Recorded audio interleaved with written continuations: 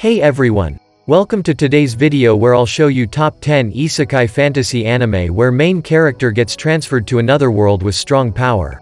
If you enjoy this video, make sure to leave a like and subscribe.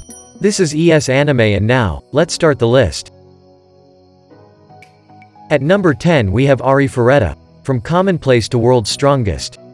The ordinary life of 17-year-old otaku Hajime Nagumo is disrupted when he and his classmates are summoned to a fantasy world and tasked with saving mankind. While his classmates are gifted with impressive abilities useful in combat, Hajime is belittled for only gaining an inferior transmutation skill that lacks any real offensive power. During an expedition in the Great Orcus Labyrinth, Hajime is betrayed by one of his classmates, plummeting him to the bottom of an abyss. Though he survives the fall, Hajime is faced with menacing monsters and misfortunes that send him spiraling into a grim nightmare. Desperate to live and return home one day, he resolves to fight for his survival, only to meet an imprisoned vampire he names Yu, who is also seeking to escape the labyrinth. Taking an interest in him, Yu and a few others along the way accompany Hajime on his journey to find a way back home, while steadily transforming from commonplace to the world's strongest. At number 9 we have Restaurant to Another World. Western restaurant Nekoya is a popular eatery located on a street corner in a Tokyo shopping district.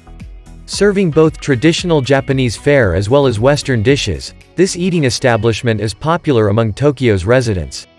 But this seemingly ordinary restaurant is also popular with another type of clientele. While the restaurant is thought to be closed on Saturdays, the truth is that on this special day each week, its doors are instead opened to the inhabitants of other worlds. From dragons and elves to fairies and mages, this restaurant has no shortage of strange customers. Nevertheless, the enigmatic chef known only as Master will be waiting to serve up their favorite dishes with a kind smile and keep them coming back for many more Saturdays to come. At number 8 we have By the Grace of the Gods. Deep in the forest, far from any human contact, there lives a child named Ryoma Takebayashi.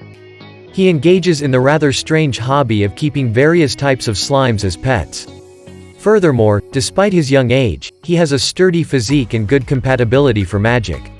All of this is because, having endured much hardship in his previous life, three gods grace Ryoma with a second chance to pursue one goal: savor the wonders of life. After 3 years of comfortable solitude pass by, Ryoma meets people that will change his current life forever. When he encounters and helps some soldiers tend to their wounded comrade, the group convinces him to accompany them to visit the nearby town's ducal family. Ryoma agrees and soon embarks on a journey to explore the vast world beyond his home. At number 7 we have the saint's magic power is omnipotent. Since ancient times, the citizens of Solutania have lived within a shroud of miasma, a force that brings forth monsters creating havoc around the world. When the kingdom's order of knights becomes incapable of containing the monsters, the Grand Magus summons a holy maiden, the legendary Saint, to obliterate the horrid creatures and restore peace. One evening, as Sei Takanashi returns home from a long day at work, a magical force pulls her into a foreign world.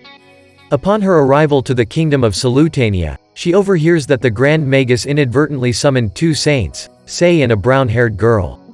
Needing only one holy maiden, the prince declares the other girl as the saint, leaving Sei to her own devices. Sei sets her sight on the Medicinal Flora Research Institute, an establishment known for its studies regarding herbs and potions.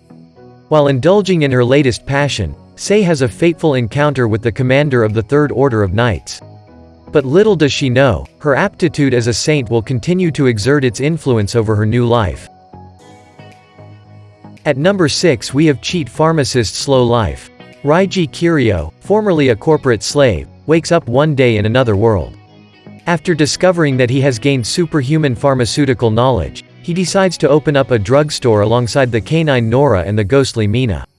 There, he tends to the needs of all who visit the shop with potions and the like.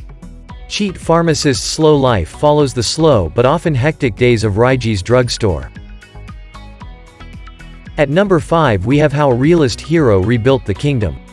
After the death of his grandfather, 19-year-old Kazuya Soma, an aspiring civil servant, is left all alone with no one to call family. Out of the blue, he is transported to the Elfrieden Kingdom, a small ailing country in another world, to be a hero.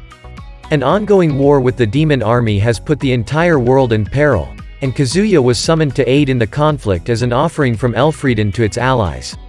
Dissatisfied with being used as tribute, Kazuya decides to help the kingdom revamp its declining economy, not by way of adventuring or war, but through administrative reform. Abruptly declared the king of Elfrieden and betrothed to the princess, the realist hero, Kazuya sets out to assemble a group of talented citizens who will assist him in his bureaucratic battles to get the kingdom back on its feet. At number 4 we have Tsukimichi Moonlit Fantasy. As part of a mysterious contract agreed upon by a goddess and his parents years ago, Makoto Masumi finds himself sent to another world to meet the goddess and become the hero. However, the deity deems Makoto to be hideous, refusing to even lay eyes upon him and revokes his heroic title. Disdainfully giving him the ability to understand all languages except the human language as compensation, the goddess drives Makoto off to the farthest edges of the wasteland, far from human civilization. Due to the disparity between Earth and this new world, Makoto's inherent physical and magical capabilities awaken, making him extremely powerful. He meets various demi-humans and mythical beings who all end up being captivated with his characteristics and join Makoto in building a new community where all of them can peacefully coexist. Nevertheless, despite this success, Makoto still yearns to meet fellow humans. In a world where the goddess herself has barred him from interacting with his kind, it is up to Makoto and his companions to fulfill his desire, and perhaps reform society along the way. At number 3 we have the Dungeon of Black Company. Kinji, who lacks any kind of work ethic, is a layabout in his modern life. One day, he finds himself transported to another world, but not in a grand fantasy of a hero welcomed with open arms. He's immediately shoved into a terrible job. Now enslaved by an evil mining company in a fantasy world, Kinji's about to really learn the meaning of hard work. At number 2 we have The Boy and the Beast. Two souls, living very different lives, wander alone and isolated in their respective worlds. For 9-year-old Ren, the last person who treated him with any form of kindness has been killed and he is shunned by what is left of his family. With no parents, no real family, and no place to go, Ren escapes into the confusing streets and alleyways of Shibuya. Through the twists and turns of the alleys, Ren stumbles into the intimidating Kumatetsu, who leads him to the beast realm of Shibuten. For Kumatetsu, the boy represents a chance for him to become a candidate to replace the Lord of the Realm once he retires. While nearly unmatched in combat, Kumatetsu's chilly persona leaves him with no disciples to teach and no way to prove he is worthy of becoming the Lord's successor. While the two share different goals, they agree to help each other in order to reach them. Kumatetsu searches for recognition. Ren, now known as Kyuta, searches for the home he never had. As the years pass by, it starts to become apparent that the two are helping each other in more ways than they had originally thought. Perhaps there has always been less of a difference between them, a boy and a beast, than either of the two ever realized. At number 1 we have So I'm a Spider, So What? The day is as normal as it can be in high school as the students peacefully go about their everyday activities until an unprecedented catastrophe strikes the school, killing every person in its wake. Guided by what seems to be a miracle, a handful of students are fortunate enough to be reincarnated into another world as nobles, princes, and other kinds of people with prestigious backgrounds. One girl, however, is not so lucky. Being reborn as a spider of the weakest kind, she immediately experiences the hardships of her dire situation. Even so, she must press on to survive the numerous threats that endanger her life. Discovering that her new world has a system like that of an RPG, she tries her best to hunt prey and defeat monsters to level up and evolve. As she gradually grows stronger, she hopes one day her efforts will be rewarded, and that she will be granted a better life.